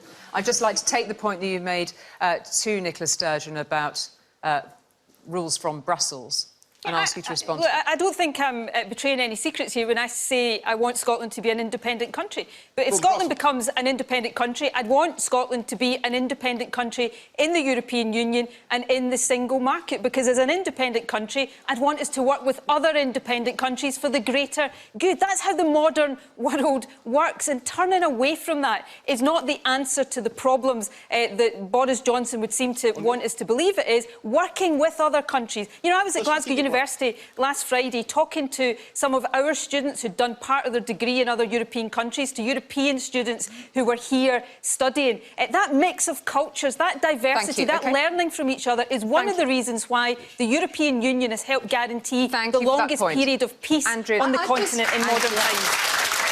I would just like to say that it is quite extraordinary that Nicola, quite rightly, achieved a once-in-a-generation referendum for the Scots only 2 years ago. Now, when we have a referendum in this great United Kingdom of ours, we listen to what the people tell us, and then we go away and we fulfil their instructions. And when we vote leave on June the 23rd, I have no doubt that the entire government will get behind the negotiation and make it a success. But isn't it interesting that Nicola, in spite of the people of Scotland saying 55 to 45, they want to remain in the United Kingdom, she is determined to have another go because it was the wrong answer. Isn't that what the EU tries to do when people give them the wrong answer? Thank you. She's not a Democrat. Just respond to that very briefly, and I'm going to bring in Amber. Yeah, I don't think, as I say, it's any secret what I stand for in terms of independence, but I'm putting that to one side tonight. I'm standing here because I want the people across the UK to vote to stay in the EU, because I think that's better for Scotland, and I think it's better for the whole UK. That's the argument I'm making, not just to this audience, but to people across the country. And just on the point of information, if the UK votes to leave, would there be another Look, I'm not here tonight speculating about what happens in the event of a Brexit vote. I'm here tonight arguing the case for Remain. Thank you. Because it's in the best interest of people across the UK. This does raise an important point, which is the union.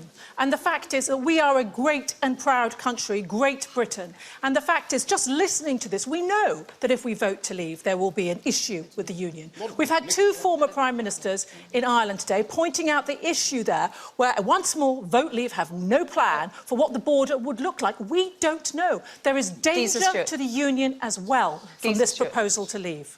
There is a successful union, and it's the United Kingdom. It has adapted and it has changed, and it has always responded to the demands of the people. There's an unsuccessful union, and it's called the European Union. It has a single currency, which reduces unemployment, and that's why I think I stick with a successful union, and for that reason, I say vote leave. Let's bring in Angela Eagle, and perhaps we can just go back to the original question from Len. He said, I know what sovereignty means to me, I want to know what it means to you. Well, I think we are a proud, sovereign nation who've made a decision to pool a small amount of our sovereignty so that we can have a bigger influence in the continent, which are our near neighbours.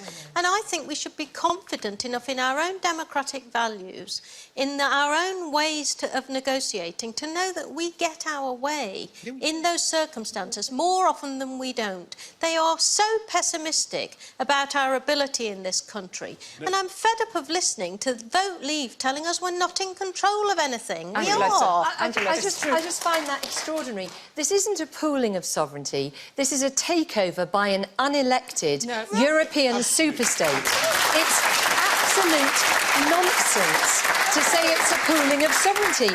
We cannot control our borders. We cannot control our taxes. We cannot control the rules and regulations. And yet the European Union is failing to negotiate trade. It's a disaster, and it's getting worse. We have to take back control and get back in charge of our own economy. We need to stop misleading people on the role that we play in the European Union. We win those votes. I presume you're talking about the Council of Ministers votes. 95% of the times. We get our way. We are a strong country. We are one of the top influencers for the outcomes within the European Union. We are not a passenger in this. We are a leader in this. Don't let them con you that it's anyone else. I only wish that were true. I only wish that were true. We are outvoted more than any other country, 72 times in the last 20 years. And we are unable to stop further transfers of sovereignty, which is what the gentleman asked about. Further control is going to be passed to Brussels by the 5 presidents' report as they try to bubblegum the euro together. We are going to be asked to pay for it. It's been perfectly clear from what the government has done with our budgetary payments that those are going to continue. Another 2.4 billion they're going to ask for as soon as this referendum is over. And we have absolutely no way of stopping it. Thank you. We'll just conclude the question there on sovereignty, and thanks to Len for that question. Thank you, all of you, very much indeed on that issue. Time now for our final question, which comes from charity worker Sabrina Barshish. Hi, thank you. The whole debate around about EU membership seems to have descended into a match of who can shout the loudest and more often who can provide the punchiest soundbite, and I think we've seen that plenty here today. Given the constant accusations of scaremongering, how can the public really trust what any of you are saying? Sabrina, thank you very much indeed. So for the final question, Boris Johnson. Well, I think that we are dealing on our side in hard, cold, observable, empirical fact about what is taking place in the EU now. It is the zone of worst growth anywhere in the world apart from Antarctica. It is abominable that you have 51% youth unemployment in Greece. We're paying huge sums of money into it, which are set to grow. The only solution they have for the problems of the Eurozone is to try to create, as I say, a United States of Europe with further transfers of power away from this country to the European Union. That is the plan in black and white in the Five Presidents report. I think it had its purpose once. It's not an ignoble idea. Thank you, that's time. In the 1950s, it's time to come out. Nicola Sturgeon. I would just say use your common sense. You know, you're the best experts when it comes to this decision. So ask yourself the questions. Is it better for jobs in the economy if we're trading in a market of 500 million people rather than 65 million people? Is it going to make us more able to tackle big global issues like climate change and security if we work together rather than working on our own? Will we be better able to protect workers' rights, not just here, but right across the continent if we pool sovereignty to work together? So apply your own common sense. I'm the last person that's going to defend scaremongering. I was on the receiving end of it for 2 years in the independence campaign. Use your common sense, and your common sense will tell you to vote Remain. Nicola Sturgeon, thank you. Andrew Leadsom. Well, I agree with Boris. We need to look at the facts here. The UK is the world's 5th biggest economy. We speak the world's international business language. We have the world's best contract law. We are part of a commonwealth of 2.3 billion consumers, most of whose economies are growing faster than any economy in the EU. Our trade exports to the EU have flatlined over 10 years and gone down dramatically over the last few. We have enormous strengths in the world, both in soft power and in hard trading power. The future, when we take back control and vote to leave, is very bright indeed. Andrew Leadsom, thank you. Angela Eagle. Well, I think, Sabrina, it's an important decision for you to make, and you've got to listen to the arguments and see what you think. But I think that this is a decision about jobs. It's a decision about rights at work, whether we're willing to work together and confident enough to know that we can get our way in the world. And that's why I've been deeply concerned about some of the myths that we've heard from the Leave camp, the £350 million a week blooper that's on the bus driving round everywhere that still they won't say is a lie. And it's not Project Fear, I think, to ask for some straightforward answers from the Leave campaign about what leaving would look like. Lisa Stewart. I think there's very few facts about the future. But on the 23rd of June, there is an undeniable truth, and that is that the status quo actually is not on the ballot paper. There are risks in remaining, and there are opportunities in voting to leave. Because what has happened is that the European Union has grown beyond its original construct. There are 28 countries now, there are 5 more coming in, including Turkey. Our weight in voting is continuing to decline, and therefore, I think if you want to be stronger, if you want to be safer, then you take control and you vote leave. Lisa Stewart, thank you. Amber. Be careful of the lies that we hear from Vote Leave when we know that Turkey isn't coming into the European Union. Be careful of the misinformation you're going to get from there. But ultimately, it is about common sense. And when you think about the European Union, think about whether it actually is going to make us stronger, safer and better off by being in it. Because if you unpick it, what you've got there is a free market, no tariffs, no costs to be able to people buy and sell in there, which naturally means you can keep those costs down. And if you can keep those costs down, that means lower prices for families, more jobs for people, and more money to put into our public services. Thank you very much indeed. Let's go straight to Gisela Stewart. And just a reminder, Sabrina's question was very much about the nature of this debate across all parties, across all participants. She was asking very specifically about the nature of the debate that we've seen. Well, that's why I'm saying I'm trying to focus on the things which we know are going to happen. And the thing which has changed is that there are some countries in the European Union which have got a single currency.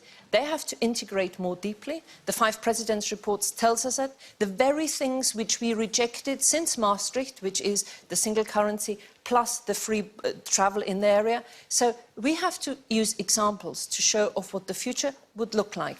And it's a risk to stay in. We're not in the European Union. Angelique, We're yes, not we are. in the Schengen. We're not in the. We're not in the eurozone. We're not in the Schengen. We're not in the eurozone. We are not in the eurozone, and it shouldn't be used to scaremonger about what will happen to this country. We are not in the Schengen area. We can have the best of both worlds. We control our own borders, and we still have influence on the way that the European Union writes its rules, because we have to abide by those rules if 50% of our trade, which we do with the European Union, is going to grow. Andrew Leadsom. That is just such utter nonsense. You know, we do not control the amount of money that the European Union requires from us. We know they're massively overspent because of the Euro crisis, youth unemployment, their migration crisis, these things that we're supposedly not a part of, we will end up paying for. But let's just look, you know, we say we're not affected by any of this. Ronald Noble, former head of Interpol, says that the supposedly migration situation in Europe is like hanging out a sign welcoming terrorists to Europe. We haven't covered that yet. We in the UK are not even in control of our borders. OK. We cannot ask people if they have a criminal record. Two big shakes of the head here from Amber Rudd and Nicola Sturgeon. This is what I call scaremongering, when people talk about immigration in that tone, and it's completely unacceptable. Yes. There are bailouts that we get exemption from. There are vetoes that the Prime Minister has secured. We have a separate, different arrangement within the European Union to other people, which gives us the best of both Nicola worlds. Sturgeon. Well, I think we've just heard there 3 things that are just not true. I mean, we have no control over criminals coming in. People are checked at the borders against security and terrorist lists. There are European nationals that are turned away from the border if they're thought to be a threat. That's the first thing. Secondly, this 5 Presidents' report is about integration for Eurozone countries. It doesn't apply to the UK because we ain't in the Eurozone. And then thirdly, Turkey. For goodness sake, every single European Union country has a veto over Turkey entering. And that's assuming Turkey meets the criteria, which they're a million miles away from doing. These are scaremongering arguments, and you shouldn't listen to them. I'm afraid that's a simple error of fact. And the reality is, if you look at what the government has had to do just over the last few months, whenever Brussels asks for more money, even though we think that we're not required to pay, for instance, for the bailout funds, the stabilisation fund, we had to cough up. They asked for 1.7 billion. We ended up giving 1 billion. They asked for another £1 billion contribution because they revalued the UK economy and said our GNI, our gross national income, was higher than they thought. So the better we do, the more we have to pay into Brussels. The Prime Minister said he wasn't going to pay. He paid on the nail. And the same goes, I'm afraid, for what is going to come down the track with the Eurozone. We have no protection at all as part of the EU from paying into this, nor do we have any protection, Nicola, from the plans to go ahead under the 5 Presidents' report with harmonisation of company law, of property rights, of employment law, and so on. And they will take us further and further into the United States of Europe. This is complete scaremongering. Boris, I have to call you out again for misleading the public. The Prime Minister got a particular exemption from us being left out if there were difficulties for those of us outside the Eurozone. We have vetoes. We can use them. Don't undermine this country's position. Gisela Stewart. In 2002, I negotiated a European constitution. I was Parliament's representative. I spent 15 months in Brussels negotiating. I've sat around the table in the Council of Ministers making decisions. I used to teach European law. The one thing which has taught me over the last 20 years, that time and time again, you're being told, this is not going to happen. This is just a silly idea. And then, further down the road, it has happened. What is happening with the Eurozone? Let's just be clear. Currently, 28 countries, only 2 have an opt-out. It's 26 against 2. Any new country, and that would include an independent Scotland, and it'd be very interesting to see whether you will join the euro, would have to join the euro. Simple arithmetic tells me that you lose control if it's 2 versus 31. OK, let me put this to the other side. Angela Eagle. Look, I think that you shouldn't scare about the decisions that are going to have to be made by Eurozone countries to integrate because they've got a single currency. We do not have a single currency. They have their own group to decide how they are going to deal with that, and that is up to them. It doesn't affect us, but we still have access to the single market. We have access. We're not in Schengen, but we are in control of our own borders, but that allows us to ensure that the Dublin arrangements work and refugees have to go back to the country where they first came in to register. These are all positives that we get from engaging with Europe that you would throw away because you're scaremongering about what's going on in the Eurozone. And I think, actually, there are two ways in which we are very heavily impacted by what's going on in the Eurozone. Number one, I'm afraid it is true that we will be sucked into those further arrangements to keep the euro together, and we will have to be involved in the bailouts. Number two, I'm afraid that the disaster in the Eurozone area is producing very considerable migratory flows on a scale that we haven't seen for a very long time. And that is, as long as we are part of the EU, we cannot escape from the consequences of that. If we come out and we take back control, there's one thing I do agree very strongly both with Amber and with Nicola, is that there is a tariff-free zone all the way from Iceland to Russia. We're part of that. We would continue to be part of that, and we would prosper. Nicola Sturgeon. But I just, you know, Boris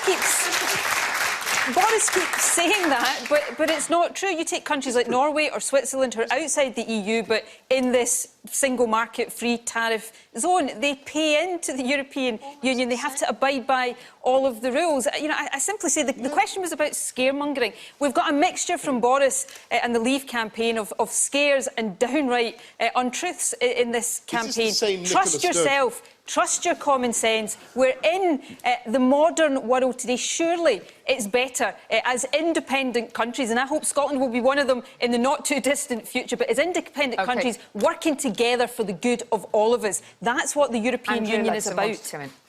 Can we come back to the issue of tax? Because I'd be very interested to hear what the Remain side have to say about the EU's plans to give all of us, as citizens of the United Kingdom, a European tax number.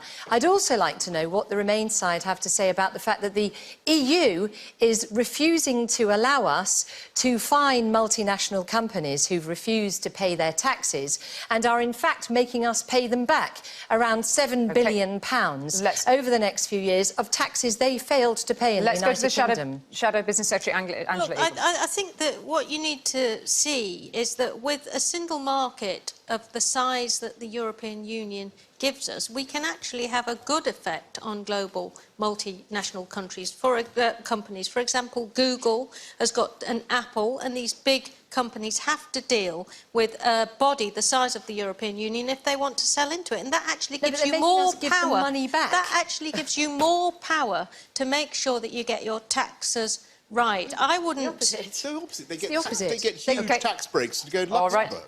Thank you. Angela, you just finish quickly. I mean, the Luxembourg issue is about a national issue of tax, where Luxembourg is competing with Ireland to have low taxes. If you have a race, if you have a race to the bottom, that's what happens. Thank you very much. And there, on that question, we must leave it. Thank you all for your contributions on that. And ladies and gentlemen, thank you all very much. We're approaching now the end of our debate, and I'd like to invite each of tonight's contributors to make a final brief statement on which way they think you should vote on June the 23rd. And first of all, I'll turn to Andrea Leadsom.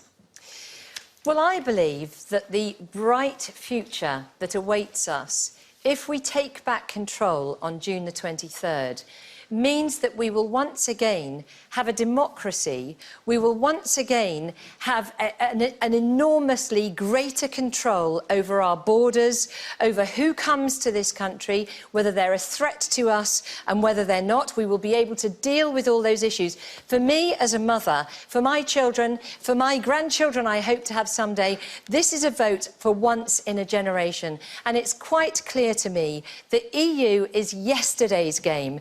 The UK's future is global, and with all my heart, as well as with all my head, I desperately urge you to take back control and vote Leave on June the 23rd. Andrea Leadsom, thank you very much indeed. Amber Rudd. Thank you. Well, tonight what we've heard is complete fantasy from the Vote Leave team. And actually, it reminds me of one of my favourite films when I was a child, which was The Wizard of Oz. A land of fantasy, of fun sounds and fun activities, but then when you pull back the curtain, there is nothing there. And we have had nothing of evidence here of what the Vote Leave campaign are proposing. And from Boris, well, he's the life and soul of the party, but he's not the man you want driving you home at the end of the evening. This is a very serious choice we have to make. There are 14 days to go. We have a strong place in the centre of Europe. It makes us stronger, safer and better off, which means more jobs at home, lower prices at home and more influence for our country. That's where we should be, leading, not leaving. Amber Rudd, thank you. Lisa Stewart. This is our last chance to take back control. If you would not vote to join now, then do not vote to stay. I'm a mother and I'm a grandmother, and I want my children and grandchildren to grow up in a strong and confident country. And we don't have to choose between trade and democracy. Countries across the world trade with Europe without giving away permanent control. A vote to stay is dangerous. It means handing over more and more power and money to unelected elites and bureaucrats every year. We will be trapped in a system where we are outvoted by the countries which have the euro as their currency. We will not be able to control our borders and have a say in who has the right to live and work here. I am an immigrant. I believe in Britain, and I wouldn't dream of talking down this country. That's why I'm saying to you on June the 23rd, vote Leave and take control. Lisa Stewart, thank you very much indeed. Nicola Sturgeon. The Leave campaign wants to focus on what we supposedly lose by being in the EU. I ask you to think more about what we have gained. The longest uninterrupted period of peace in modern history. The world's biggest single market of 500 million people to sell our goods and services into. Guaranteed protections for workers so that big multinationals and right-wing politicians can't force a race to the bottom. The freedom for all of us to travel freely in Europe. The ability, by working together, to tackle more effectively big challenges like climate change and security that no country can deal with alone. And none of that has meant giving up on independence. The UK, France, Germany, Denmark, Sweden, Ireland are all independent countries, but independent countries that choose to work together for the greater good. Let's keep hold of all of these gains. Vote Remain on the 23rd of June. Sturgeon, thank you. Boris Johnson. I think that what the last couple of hours, and indeed this whole campaign, have shown is there is a contrast between this side of the argument that is offering hope and that side of the argument that is offering nothing but fear about life outside. They say that we can't do it on our own. They say that we can't leave the EU. We say that we can. We say that we're a great country. They say that we have absolutely no choice. I listened to Amber Rudd's metaphor. We have no choice but to stay locked in the back of the EU car, driven in the wrong direction, going to a destination we do not want to go. We say we can take back control. Take back control of huge sums of money, take back control of our borders, take back control of our economic policy, our tax, our trade, and take back control of our democracy. Because that is fundamentally what this is all about. This is a once-in-a-lifetime opportunity for this country to speak up for democracy around the whole European Union. And I hope we do on June the 23rd. Boris Johnson, thank you. And Angela Eagle. Thank you, Angela Eagle. The Labour Party has always been the party of work and the party of jobs, and that is exactly what this referendum is about. But don't just take my word for it. Listen to Britain's trade unions and listen to the economic experts. They say leaving Europe will damage the economy, cost jobs and put workers' rights at risk. And let's face it, it won't be Boris Johnson who'll suffer the consequences of a smaller economy. It'll be those of you at home who've already suffered enough through Tory cuts. And those who want to use this vote to give the Tory party a bloody nose, I say this. I have fought the Tories all my life, but this is not a referendum on the government. It's about the future of our country. And the Labour Party believes passionately that our future lies in Europe. So for decent jobs, better opportunities and strong rights at work, vote Remain on June the 23rd. Thank you all very much indeed. And a big thank you to our audience for their questions. Stay with us for reaction.